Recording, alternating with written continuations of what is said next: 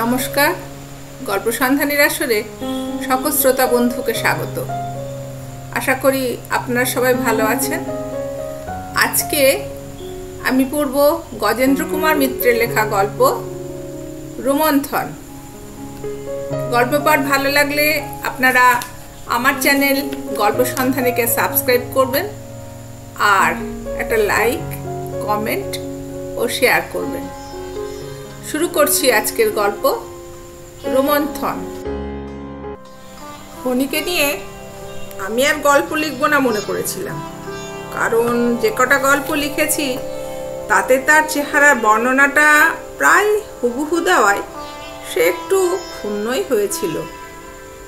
অনেক দিনের বন্ধু এবং দুঃসময়েরও বটে, তাকে আঘাত দিয়ে লাভ কি?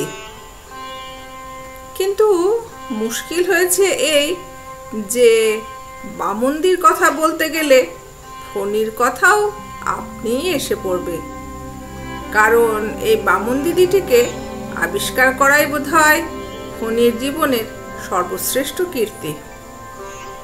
তাহলে ব্যাপারটা খুলেই বলি। আমার গৃহিণী গেছেন কাশিতে হাওয়া বদল করতে। কাশিতে যাওয়াই সুবিধা, কেননা আমি বরাবর থাকতে পারবো না, আর তার ঝক্কি পোহানো যার তার কাজ নয়। সে গন্ধমাদন বইতে হলে বোধ করি মহাবীরও রণে ভঙ্গ দিতেন। একমাত্র লোক ফণী। পরোপকারটা তার নেশাও বটে, পেশাও বটে। পরোপকার না করে সে থাকতে পারে না, না করতে পেলে ক্ষুণ্ণ হয়। আর কোনো বৃত্তি বা কাজও নেই অবশ্য।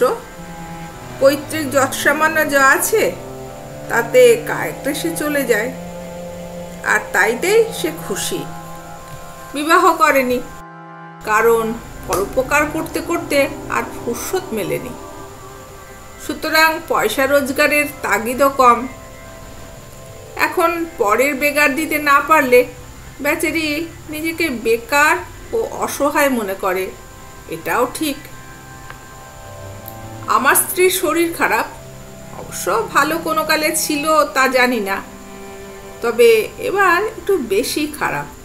সুতরাং দিনরাতের একটা ঝি এবং দিনরাত ফরমাস খাটার জন্য ফণী হাজির থাকা সত্ত্বেও আমার দিদি চলে আসার প্রস্তাব করায় তিনি চোখে অন্ধকার দেখলেন। দিদির সঙ্গে গিয়েছিলেন 15 দিনের করারে। 2 মাস কেটে যাওয়ায় তিনি অস্থির হয়ে উঠলেন। ঘরে তার বউ আছে, এই 2 মাসে হয়তো সমস্ত সংসারটাই সে আয়ত্ত করে নিলে ফিরে গিয়ে পূর্বের কর্তৃত্ব আর ফিরে পাবেন কিনা সন্দেহ।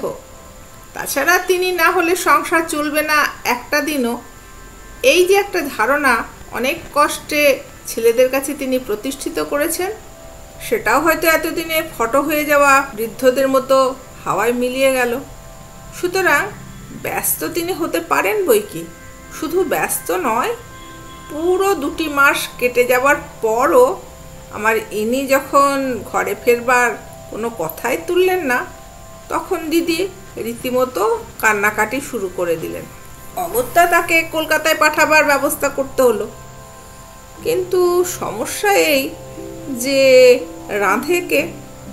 ফণী ভয়ে ভয়ে একবার বলতে গিয়েছিল যে এখন তো একটু সুস্থ হয়েছেন, ওই ঝি জোগাড় টোগাড় দিলে নিজের মতো দুটো ফুটিয়ে নিতে পারবেন না? তার উত্তরে আমার গৃহিণী এক ঝংকারে তাকে ঠান্ডা করে দিলেন। এই 2 মাসে যেটুকু বল পেয়েছি, এখন আগুন তাতে গেলে তো সেটুকু আবার চলে যাবে। যে কে সেই, তাহলে চেঞ্জে এসে লাভ কি? আপনি একটা রান্নার লোক দেখুন। এখনকার দিনে কোনো লোক দেখাই অত সহজ নয়। গিন্নি চারিদিকে খবর পাঠালেন। ডাক্তার মৈত্র, ডাক্তার ব্যানার্জি থেকে শুরু করে মেহবুবনগর মহিলা মহাবিদ্যালয়ের লেডি প্রিন্সিপাল মিস সান্যাল পর্যন্ত সবাইকার কাছেই SOS গেল। কিন্তু তাদেরও তো গরজ কি? তারা ধীরে সুস্থে খোঁজ করতে লাগলেন। সবাই দূরে থাকেন, রিক্সা ভাড়া করে না গেলে ওনার পক্ষে তাগাদা করাও সম্ভব নয়। ফণি বেচারি হাতের কাছে থাকে। তারই জীবন অতিষ্ঠ হয়ে উঠল। শেষে দিদির রওনা হওয়ার দিন অবস্থা এমনই দাঁড়ালো যে সকাল থেকে আহার নিদ্রা ত্যাগ করে উদ্ভ্রান্তের মতো ঘুরে সন্ধ্যার কিছু আগে কোথা থেকে এই বামুন দিদিটিকে ধরে নিয়ে এলো। বামুন দিদি এসে দাঁড়াতে সকলেই বেশ কিছুক্ষণ নির্বাক হয়ে শুধু চেয়ে রইলাম। না, ফণির আবিষ্কারে বাহাদুরি আছে। বামুন দিদির বয়স 60 থেকে 80-র মধ্যে। বয়সকালে হয়তো মহিলা রূপসী ছিলেন, এখন চেহারার ধ্বংসাবশেষের মধ্যে সে চিহ্ন খুঁজে বেড়াতে হয়। রোগা শীর্ণ দেহ, বাতে সমস্ত অঙ্গ বেঁকে চুরে গেছে, এমন অবস্থা যে দাঁড়ালে বা চললে মনে হয় অঙ্গগুলি সকলেই পরস্পরের সঙ্গ এড়িয়ে চলতে চাইছে যথাসম্ভব। অষ্টাবক্রর কথাটা শুনেই এসেছিলাম এতদিন, এইবার প্রত্যক্ষ করলাম। বগলে একটি কাঁথায় জড়ানো বিছানা, ন্যাড়া মাথায় ভিজে গামছা পাট করা, তার উপর বসানো এক পুঁটুলি, হাতে দড়ি বাঁধা একটা সহস্র টোল খাওয়া ঘটি এবং একটি কমণ্ডলু। সেই অবস্থায় বেঁকে চুরে হাঁটতে হাঁটতে আসছেন ভদ্রমহিলা। কিন্তু তার জন্য মানসিক প্রসন্নতার অভাব নেই। এখানে পৌঁছেই অদন্ত মুখে একগাল হেসে বললেন, এসে গেলাম। এসে তো গেলেন, কিন্তু কতটা কি কাজে লাগবেন সে বিষয়ে আমার স্ত্রীর রীতিমতো সংশয় উপস্থিত হলো।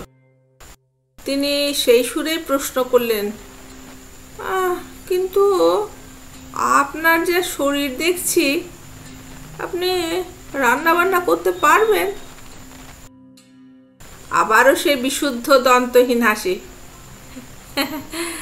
কজন রান্না আপনার? কজন? আর জন 2 ধরুন। 8-10 জনের রান্না এখন আমি তুলে দিতে পারি, সূর্যি মাথার উপর উঠবার আগে। গৃহিণী আশ্বস্ত হলেন। বামুন দিদিও বিছানা পুটুলি নামিয়ে পা ছড়িয়ে বসলেন, আর ফণি বেচারি নিঃশ্বাস চেপে বাঁচল। সন্ধ্যা হতেই বামুন দি হাঁক দিয়ে বললেন, কই গো, একটু তেল দেন। কি তেল? গৃহিণী বিস্মিত হয়ে প্রশ্ন করেন। মাথার তেল। আবার কি? ওইটা আমার একটু বেশি খরচ। গায়ে মাখার তেল হলেও হয়, না হলেও হয়। 4 বার চান করতে হয় যে আমাকে। আমার আবার মাথা গরমের ধাত কিনা। ভোরে একবার, দুপুরে একবার, এই সন্ধ্যায় একবার, রাত 10টায় একবার। কোনো কোনো দিন ঘুম না হলে রাত 1টা-1:30টাতেও করতে হয়। তা প্রত্যেকবারই মাথার তেল দেন নাকি? মা, তা দিতে হবে না, মাথা গরমে ধাত দিয়ে। গৃহিণী তেলের শিশি দেখিয়ে দেন। ওই যে ওই কুলুঙ্গিতে আছে নারকেল তেল। আমার পোয়া কপাল, আমি আবার নারকেল তেল মাখতে পারি না। ওই বাপু, তোমার একটু গন্ধ তেলি দিও। কতই বা মাখবো, এই তোমার মাথা ন্যাড়া। গৃহিণী ফণিকে চুপি চুপি বললেন, ও দাদা, এই যে 5 বার করে গন্ধ তেল মাখতে চায়। ফণি বললেন, কি আর করা যাবে বৌদি, টানাটানি করলে যদি সরে পড়ে। কত কষ্টে ধরে আনলুম, বোঝেন তো। জোঁকের মুখে নুন পড়ল। গৃহিণী আগুন তাতের ভয়ে গন্ধ তেলের শিশিটি বার করে দিলেন। স্নান করে এসেই বামুন দিদির এক হাঁক, ঠাকুর উনুন কটা। ঠাকুর অর্থাৎ ফণি। ফণি একটু ভয়েই বললে, উনুন তো একটাই, বলেন তো আর একটা জোগাড় করে দিতে পারি। ওটাই আমার চলবে না, আজ রাত্রির মতো চালিয়ে নিচ্ছি দুটোতেই, কিন্তু কাল সকালে বাপু আর একটা জোগাড় করে এনো। একটাতে আমার রান্না হবে, একটাতে তোমাদের, আর একটা চা জলখাবার টুকিটাকি হলো, ডালটাও করে নিলাম। একে আমার মাথা গরমের ধাত, আমি তো আর 12টা পর্যন্ত হাজি হেসেল নিয়ে বসে থাকতে পারবো না। তারপরে আবার সে বিমল হাসি। এই দুধ কত করে না গো বৌদি? দুবেলায় 1 সের, একটু বেশি নিচ্ছি, শরীর সারাতেই তো আসা, ওতে কি পনাতা করলে চলবে কেন? আমার স্ত্রী কৈফিয়তের ভঙ্গিতে বলেন। কাল থেকে ময়ূকে ওই 1.5 সেরই নিও, সকালবেলাটা চা খেয়েই চালিয়ে নি, বিকেলে একটু ঘন দুধ না হলে চলে না। ফোড়াইয়া কাপিংয়ে নেশা করে মরেছি, ওটুকু আমার চাই। আমার গৃহিণী ও ফণি পরস্পরের মুখ চাওয়াচাওয়ি করলেন। আমি ইচ্ছা করেই অন্যদিকে মুখ ফিরিয়ে রইলাম। আমি সেই দিনই গিয়েছি, আমার এসবে থাকবার দরকার কি? খানিক পরে ঘন দুধের ধাক্কাটা সামলে নিয়ে আমার স্ত্রী প্রশ্ন করলেন, সকালে আপনি কি জল খাবার খান বামুন্দি? আমার জল খাওয়া যা হবে তোমাদের, লুচি পরোটা তাই দিও, নইলে গোটা কত মিষ্টি আনিয়ে দিও। ওসবে আমার কোনো ঝোঁক নেই, সকাল থেকে 3 কাপ চা হলেই আমার হইল। তবে ওই ভাতের পর একটু মিষ্টি জল খাওয়ার অভ্যেস আছে, তা সে কতই বা খরচা। ভাত আমি খুব কম খাই বৌদি, সেদিক দিয়ে আমাকে দেখে লাভ আছে। এই 3-6 বড় জোর 1 পোচালের ভাত, তার সঙ্গে একটু ডাল আর একটু পোস্ত, এই হলেই আমার চলে গেল। তা না দাও খেতে নেই, একটু ঘি দিও, 2খানা ভাজা, একটু আলু ভাতে, শেষ পাতে একটু ঢই কি দুধ, তাতেই আমি সোনাহানে মুখ করে খাইয়ে নেব। তবে হ্যাঁ, যেমন অল্প খাবো, যা তা চাল আমার চলবে না, একটু সুগন্ধি আতপ আমার জন্য আনিও বাপু। আবারও নিঃশব্দে তেমনি হাসেন বামুন্দি, প্রসন্ন উদার হাসি। বলা বাহুল্য, আমার স্ত্রী নিঃশব্দে এসব পরিপাক করলেন, না করে উপায়ও নেই। শরীর খারাপ তার, 2 দিন আগুন তাতে গিয়ে এই 2 মাসের সব খরচ যদি বরবাদ হয়ে যায় তো সেটা বেশি লোকসান। সুতরাং পরের দিন থেকে সগৌরবে 3টে উনুনে প্রত্যহ আধমন করে কয়লা পুড়তে লাগলো। তেল ঘিয়ের এমন ছড়াছড়ি শুরু হলো যে নর্দমা দিয়ে গড়াতে লাগলো, তাতেও নিস্তার নেই। জল 1 ঘটেও তিনি তুলবেন না, কারণ তিনি তো ঝি নন, কুটনো কাটতে পারবেন না, তা আগেই বলে দিয়েছিলেন। তার নাকি হাত কাঁপ, বাটনাও তাই। ফলে ঝিকে হামেশাই তার পিছনে থাকতে হয়। আমাদের কাছে আর তাকে 1 মিনিটও পাবার জোর রইল না। বামুন্দির আবার এমন পোড়া মন, ডালই হোক বা দুধই হোক চড়ালে আর মনে থাকতো না, পুড়ে পোড়া গন্ধ ছাড়লে তবে তার হুঁশ হতো। ফলে প্রত্যহ দুবেলা পোয়াদের 1 দুধ বৈশ্যানরের ভোগে যেত, আর 2 বার করে ডাল রাঁধতে হতো। নইলে আমার স্ত্রীকে বসে থেকে মনে করিয়ে দিতে হতো যে ডাল হয়ে এলো, এবার নামান। তবু দিন 4-5 এমনিভাবেই চলল। কিন্তু তারপরে এক কাণ্ড বাঁধিয়ে বসলেন বামুন্দি। আর তাতেই তার জীবনের একটা রহস্য উদ্ঘাটিত হয়ে গেল। আমাদের বাড়ির সামনে একটা কুয়ো ছিল, তার ওপাশে ছিল কয়েক ঘর কুমোর আর রজক। এদের মধ্যে কেউ কেউ স্বধর্ম ত্যাগ করে সাইকেল রিক্সার কারবার ধরেছিল, সস্টিক রিক্সা মেরামত করে এবং ভাড়া খাটায়। এসব নিয়ে হই হল্লা লেগেই থাকে। সন্ধ্যার সময় নেশাও চলতে একটু আধটু, সুতরাং সে হল্লা ঠান্ডা হতে রাত 12টা-1টা বেজে যেত প্রায়ই। মাধানো কুয়োতলাটাই ছিল সাধারণ চণ্ডী মণ্ডপ গোছের। সেই চত্বরে বসেই আড্ডা চলতো, আর চলতো তামাক। খাটিয়াও পড়তো 2-1টা রাত্রিবেলা।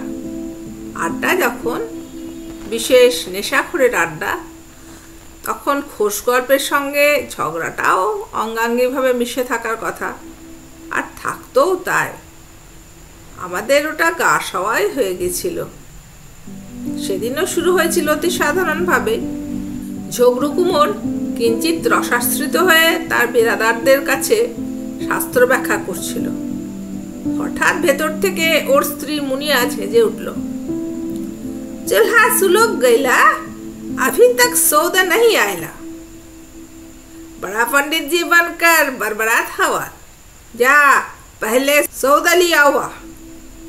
तो काहे नहीं जा तू? कल हमारा जेब में से 8 आना चोरी कर लू, वही से सौदा लिया हुआ। झुगड़ू मेजाजेर माथाय जवाब दिले, देखा 10 आदमी के बीच में हमको चोर मत कहल करा। मुनिया रणरंगिनी बेशे बेरिये एलो घर थेके। पैसा लेला काहे, हम अलबत्त कहब। मुनिया छुटे गिये रान्नाघर थेके हाथाखाना करायत्त करले, अब चोरी के बाद मुंह से निकाली तो कंचिल के पिटत पिटत नेशा छूटा देबा। लथियात लथियात हंस बिगड़ देबा। खिया के बखत मालिक नहीं, लाथिया के बखत गसाई बनाइए।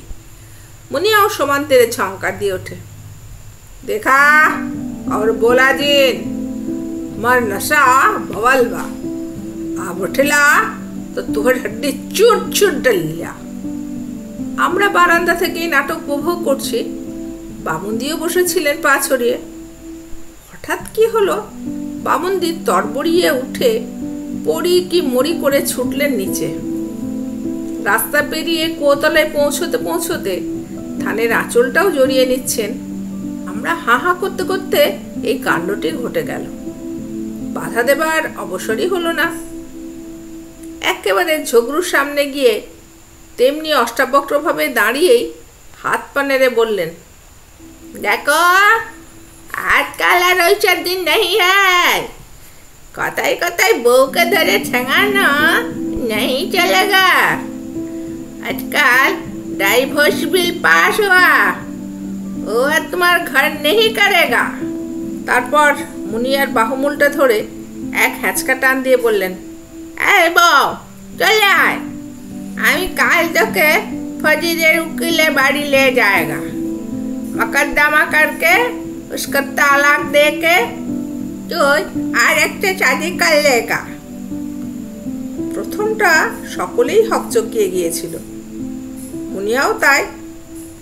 তারপরই এক ঝটকায় হাতটা ছাড়িয়ে নিয়ে বললে, আরে বুড়িমা, আমার সঙ্গে আমার আদমির বাত হচ্ছে, তুমি আসবে কেন এর মধ্যে? আমি কি মুসলমান আছি যে তালাক দেব? বহুত বদ আছে তুমি বুড়িয়া। ততক্ষণে ঝগড়ুও টলতে টলতে উঠে দাঁড়িয়েছে। তার মুখে চেহারা ভয়ঙ্কর হয়ে উঠেছে। বারান্দায় আমরা আছি, আমাদের দিকে মুখ করে বলল, देखिए बाबू साहब, हमरा आछि हमादेर लिए। ए बुढ़ी केन कथा कइबे? हमरा बड़ो लोक ना होते पारी, हमादेर भी इज्जत आछे। हमरा हमार औरत के ये बाहर करे लिए जेते चाय, कितना बुरी बात आछे बोलून तो। देखा मोहल्ला का 10 आदमी, हम जाए कहत है कि बेजे कहत है। বাকি যারা ছিল আশেপাশে তারাও ততক্ষণে রুষ্টমুখ উঠে দাঁড়িয়েছে। ভাবগতিক দেখে আমাদের মাথা গরম বামুনদিরও বোধ করি মাথা ঠান্ডা হয়ে এসছে। তিনি পা পা করে পিছিয়ে বাড়ি ফিরে এলেন। মুখটা গোঁজ করে বললেন, আমার বলে যার জন্য চুরি করি সেই বলে চোর। বলে ভাতারের নাতি ছাটা খেয়ে মরছিস, আইন হয়েছে ড্যাং ড্যাং করে ডাইভোর্স করে বেরিয়ে যা, তা নয়। আমার স্ত্রী মৃদু অনুযোগ করলেন, কি বলেন বামুনদি? স্বামী স্ত্রীর নেশার ঝোঁকে ঝগড়া হয়েছে, তাই বলে স্ত্রী স্বামীকে ছেড়ে চলে যাবে? কেন যাবেন না? বামুনদি জ্বলে উঠেন একেবারে। লাঠিকে পড়ে থাকবে নাকি? আমাদের সময় মুখ পড়ারা এই আইন করে নিজে, দেখিয়ে দিতাম আমাদের মিনসিকে। বলতে বলতেই উঠে দাঁড়ান তিনি। কি বলবো বৌদি, 9 বছর বয়সে বিয়ে হয়েছিল। সে মিনসের তখন 30 বছর বয়স। একটা বউ খেয়েছে তার আগে। বাড়িতেই ছিল ঝি একটা, তাকে নিয়ে ঘর সংসার পেতে বসল। রোজগার নেই, পাতি নেই, ধান ভানা, গরুর কাজ সব করাতো আমাকে দিয়ে। আর উঠতে বসতে লাঠি, কেটো পায়ে লাঠিকে একদিন যেন দম বন্ধ হয়ে আসতো। মাকে বললে মা শুধু কাঁদতো আর বলতো, কি করবি বল মা, হিন্দুর মেয়ে, এই তো আর ফেরবার নয়। মিনসে বেঁচে থাকতো তো দেখিয়ে দিত। এই বয়সেও মামলা করে ডাইভোর্স নিয়ে তবে ছাড়ত। কি বলবো, মিনসে মরে গেল তার। বলতে বলতে বামুনদির কোটরাগত 2 চোখের কুল ছাপিয়ে জল ঝরে পড়ল। আমার স্ত্রীর চোখেও জল এসে গিয়েছিল। আমি একটু চুপ করে থেকে প্রশ্ন করলাম, আপনার স্বামী কতদিন মারা গেছেন বামুনদি?